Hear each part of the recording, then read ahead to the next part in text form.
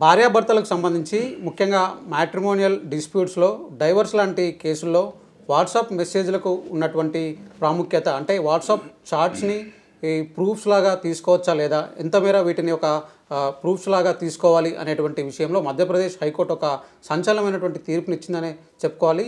ఈ నేపథ్యంలో అసలు ఆ కేసు ఏంటి, దీని ద్వారా భవిష్యత్తులో జరగబోయేటువంటి మార్పులేంటి, అంటే ఇలాంటి కేసుల నిరూపణ విషయంలో జరగబోయేటువంటి మార్పులేంటి తెలుసుకునేటువంటి ప్రయత్నం చేద్దాం. మనతో మాట్లాడడానికి ఉన్నారు హైకోర్టు న్యాయవాది కళ్యాణ్ చక్రవర్తి గారు. ఒకసారి సార్తో మాట్లాడదాం. సార్, మనం వాట్సాప్ చాట్స్ అంటే ఈ రోజుల్లో కామన్ అయిపోయాయి మాట్లాడుకోవడం. సో అంటే ఇలాంటి డైవర్స్ లాంటి కేసుల్లో వీటికి ఎలాంటి ప్రాముఖ్యత ఉంటుంది సార్? అంటే డైవర్స్ కేసును ప్రూవ్ చేయడానికి ఎలాంటి ప్రాముఖ్యత ఉంటుంది వీటికి?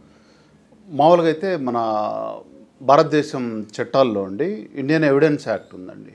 దాంట్లో క్లియర్ కట్గా ఏవి సాక్ష్యంగా పరిగణించవచ్చు, ఏవి పరిగణించవద్దు కూడదు అనేవి, దానికి సంబంధించినవి నుండి ఏ మెటీరియల్ని తీసుకోవచ్చు, ఏది సాక్ష్యంగా తీసుకోవడానికి చెల్లదు అనేది క్లియర్గా మెన్షన్ చేయడం జరిగిందండి.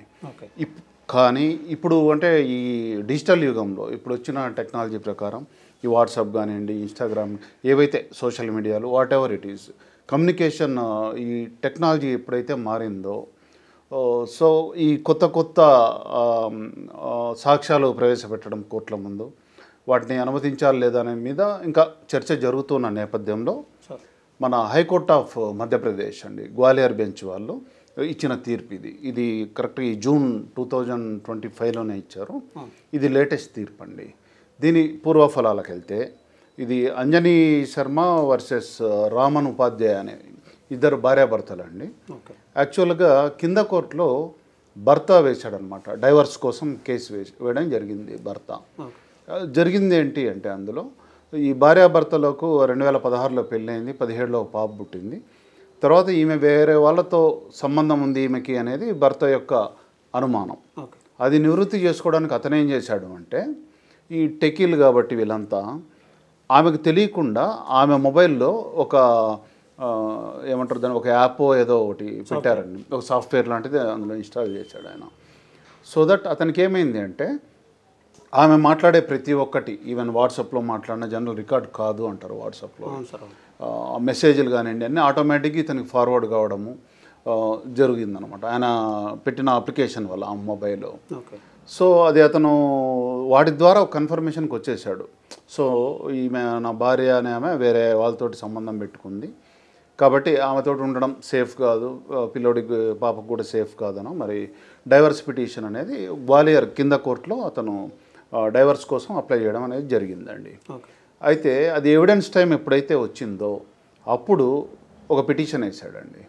అప్పటి వరకు ఆమెకు తెలియదు ఇట్లా ఇతనికి ఆటోమేటిక్గా మెసేజ్లు వచ్చాయి, ఈ కాల్స్ అన్నీ ఇతని దగ్గర ఉన్నాయి అనేది ఆమెకు తెలియదు. ఆమె డైరెక్ట్గా ఒకరోజు అదే ఎప్పుడైతే ఈ పిటిషన్ వేసాడో ఆమె ఆశ్చర్యపోయింది. ఈ ఆమె వాట్సాప్ చాట్లు అన్నీ కూడా నేను ఎవిడెన్స్గా పెట్టండి అని కోర్టు వారిని అనుమతి కోరుతూ పెట్టాడనమాట ఇతను. సో అప్పుడు ఆమె అవి దానికి ఒప్పుకోలేదు. ఆమె వాటిని సాక్ష్యంగా పరిగణించడానికి వీలు లేదు, నా ప్రైవసీకి భంగము అని చెప్పేసి ఆమె పిటిషన్ అలౌ చేయొద్దు అన్నట్లు ఆమె ఇది చేశారు. చేస్తే అయినా కూడా కోర్టు అలౌ చేసింది ఆ ఎవిడెన్స్ని, అది తీసుకోవచ్చు పరిగణలోకి అనేది ఫ్యామిలీ కోర్టు తీసుకుందండి. దాన్ని ఛాలెంజ్ చేస్తూ వీళ్ళు హైకోర్టుకి వెళ్ళారు, అప్పీల్కి వెళ్ళారు అనమాట. హైకోర్టు వారు కూడా దాన్ని పరిశీలించిన తర్వాత ఏదైతే ఉందో ఈ ఫ్యామిలీ కోర్టు యాక్ట్ ప్రకారం అందులో సెక్షన్ 14 and 20 ఉంటాయండి. సాక్ష్యము అనేది ఎలా తీసుకున్నారు అంటే వీళ్ళ వాదన ఏంటి అంటే ఈ సాక్ష్యం ఏదైతే ఉందో దాన్ని ఇల్లీగల్గా తీసుకున్నారు నా మొబైల్ నుంచి అనేది ఆమె ఆరోపణ. అది ఇల్లీగల్గా తీసుకున్నారు కాబట్టి దాన్ని సాక్ష్యంగా పరిగణించకూడదు. ఇది మామూలుగా ఎవిడెన్స్ యాక్ట్ ప్రకారం అయితే ఆమె చెప్పింది కరెక్టే అండి. కానీ వేరే ఈ ఫ్యామిలీ కేసుల్లోకి వచ్చేలోపు ఈ ఫ్యామిలీ కేసులు పరిష్కరించడంలో ఎఫిషియన్సీ అంటే ఎంత సామర్థ్యంతో ఎంత దాన్ని పరిష్కరిస్తారు అనే దానికే ప్రాధాన్యత ఉంటుందండి. ఈ సెక్షన్ 14 and 20 ఏం చెప్తాయంటే ఈ ఫ్యామిలీ కోర్ట్ యాక్ట్ అందులో ఉన్న న్యాయమూర్తికి విస్తృతమైన అధికారాలు ఉన్నాయండి. ఈ కేసును సత్వరం పరిష్కరించడానికి, సమర్థవంతంగా పరిష్కరించడానికి ఏవైతే నిర్ణయాలు తీసుకోవాలో వెదర్ అవి ఎవిడెన్స్ని మెటీరియల్గా యాక్సెప్ట్ చేయాలా లేదా, ఈ పలానా పర్టికులర్ ఎవిడెన్స్గా కన్సిడర్ చేయొచ్చా లేదా అనేది వాళ్ళకు విస్తృతమైన అధికారాలు ఉన్నాయండి. అది వాళ్ళ విచక్షణ అనమాట. లేదు ఈ ఎవిడెన్స్ ఇందులో కీలకము అని భావిస్తే జడ్జి గారు తీసేసుకోవచ్చు దాన్ని. అంటే అన్ని కేసులో తీసుకోవాలని కాదు, అక్కడ అది అవసరమని ఆ జడ్జి గారు భావించినందున దాన్ని కాదనడానికి లేదు అనేది. ఇందులో వీళ్ళు చాలా మెన్షన్ చేయడం జరిగిందండి. 43 సెక్షన్ 43 ఆఫ్ ఇది ఇన్ఫర్మేషన్ టెక్నాలజీ యాక్ట్, 66, 72 ఇవన్నీ కూడా మెన్షన్ చేశారు. వాటి ప్రకారం ఇది ఇల్లీగల్ అని ప్రూవ్ చేయడానికి ట్రై చేశారు. అట్లాగే రైట్ టు ప్రైవసీ అన్నారు. రైట్ టు ప్రైవసీ అనేది అదే ఫండమెంటల్ రైట్. ఆ ప్రైవసీని భంగం చేశారు, నా వ్యక్తిగత గోప్యతకు భంగం కలిగించారు, దాన్ని వైలేట్ చేశారు అనేది కూడా ఇందులో మెన్షన్ చేయడం జరిగింది. కానీ హైకోర్టు వారు when it is challenge between right to privacy and right to fair trial, అంటే ఒక ట్రాన్స్పరెన్సీతో కూడిన న్యాయ ప్రక్రియ అనేది వ్యక్తిగత గోప్యత కంటే కూడా చాలా ముఖ్యము. దాని ముందు ఇది బైండ్ అయి ఉండాల్సిందే. కాబట్టి మీ రైట్ టు ప్రైవసీ ఇలాంటివన్నీ కూడా మీరు పక్కన పెట్టండి. అంటే మామూలుగా మాట్లాడాలంటే అండి వాడుక భాషలో అది ఇల్లీగల్గా తీసుకున్నారు, అది నువ్వు చేసిన పని ఇల్లీగల్ కదా, అందుకే కదా నీకు భయం. వన్ యు ఆర్ ఫెయిర్, అది సాక్ష్యం ఉంటే ఏమైంది, అది సాక్ష్యము కరెక్టా కాదా అనేది ఆమె మాట్లాడట్లా. దాన్ని తప్పుగా తీసుకున్నారు, నా వ్యక్తిగత స్వేచ్ఛకు భంగం కలిగింది, ప్రైవసీకి గోప్యతకు భంగం కలిగింది అంటుంది తప్ప ఆమె కోర్టు అది కన్సిడర్ చేయలేదు. ఆమె చేసింది తప్ప కరెక్టా అనేది చూసి ఈ వాట్సాప్ చాట్లని కన్సిడర్ చేయొచ్చు అని హైకోర్టు కూడా క్లియర్గా తీర్పు ఇవ్వడం జరిగిందండి. అంటే ఇప్పుడు మనం చాలా రోజుల నుంచి చాలా జడ్జిమెంట్ చూస్తున్నాం. అంటే అవతల వ్యక్తి కన్సెంట్ లేకుండా వాళ్ళకి సంబంధించిన ఎలక్ట్రానిక్ డివైజెస్లో అంటే ఫోన్ కానివ్వండి, ల్యాప్టాప్ ఇలాంటి వాటి నుంచి ఆధారాలు సేకరించడానికి కూడా చాలా కేసుల్లో తప్పు పట్టడానికి కూడా చూసాం. సో దాన్ని ఇది ఓవర్ రూల్ చేసింది అనుకోవచ్చు సార్? 100% చేసిందండి. అది మిగతా వాటిలో వేరే అండి. ఇది ఇక్కడ వచ్చేలోపు పర్పస్ అనమాట. ఇది దేనికోసం చేశారు అనేది. ఇందులో భర్త భార్య మొబైల్లో పెట్టింది. ఇది కూడా ఏదో వ్యక్తిగతమైన కారణాలతో కాదు.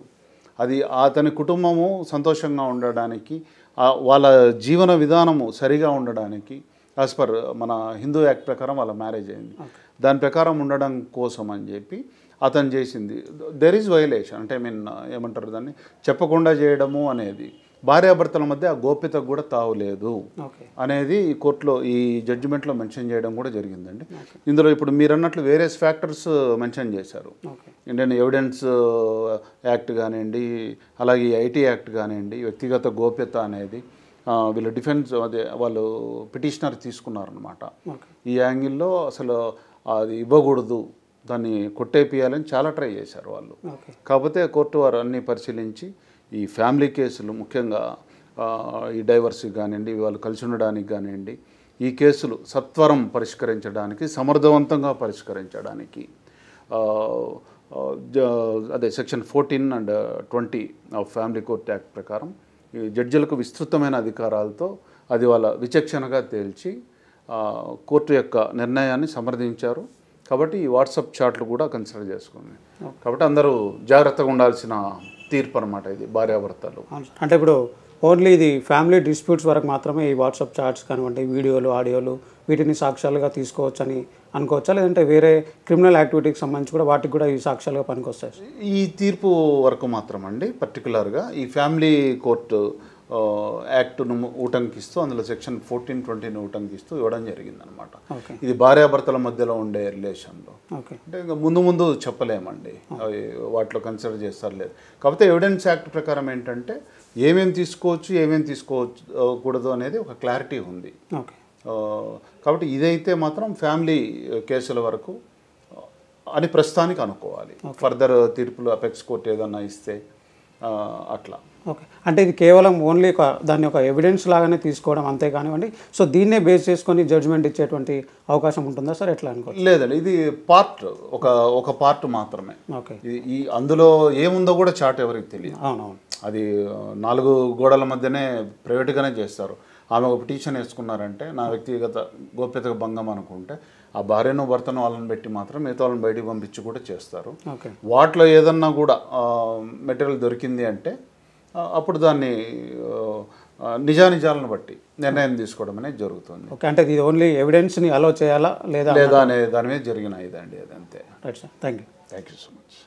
సో ఇది ఓవరాల్గా చూసుకున్నట్లయితే ఈ పర్టికులర్ కేసుకు సంబంధించి ఈ వాట్సాప్ చాట్స్కి సంబంధించి దాంట్లో ఉన్నటువంటి ఏదైతే ఆ మెసేజెస్ ఉంటాయో వాటిని ఒక సాక్ష్యంగా తీసుకోవాలి అనేటువంటి ఒక భర్త వేసినటువంటి పిటిషన్ను ఈ హైకోర్టు కూడా సమర్థించని కూడా చెప్పుకోవచ్చు. కేవలం ఈ ఎవిడెన్స్ ద్వారా మాత్రమే ఆమెకు డైవర్స్ వస్తుందా లేదా వేరే ఈ రకమైనటువంటి లబ్ధి కలుగుతుందా అనేది పక్కన పెడితే వీటిని ఒక సాక్ష్యాలుగా అలో చేసింది అనేటువంటి విషయం మాత్రం ఈ జడ్జ్మెంట్ ద్వారా క్లియర్గా తెలుస్తుందని కూడా అనుకోవచ్చు. ఇక అందరూ కూడా జాగ్రత్తగా ఉండాల్సినటువంటి అవసరం. ఇన్ని రోజుల పాటు అవతల వ్యక్తి పర్మిషన్ లేకుండా వాళ్ళకి సంబంధించినటువంటి ఆధారాలు సేకరిస్తే అవి చెల్లవు అనేటువంటి ఒక విషయం బయట ప్రచారంలో ఉండేది. కానీ ఈ జడ్జ్మెంట్ ద్వారా అది కొంతమేర తప్పు అనేటువంటి భావన కూడా కలుగుతుంది. సో ఇది కేస్ టు కేస్ డిఫరెంట్గా ఉంటుందనేటువంటి విషయాన్ని కూడా కళ్యాణ్ చక్రవర్తి గారు అయితే చెప్తున్నారు. ఇప్పుడు జర్నలిస్ట్ శివనాగులతో శ్రవణ్, ఏబిఎన్ ఆంధ్రజ్యోతి, హైదరాబాద్.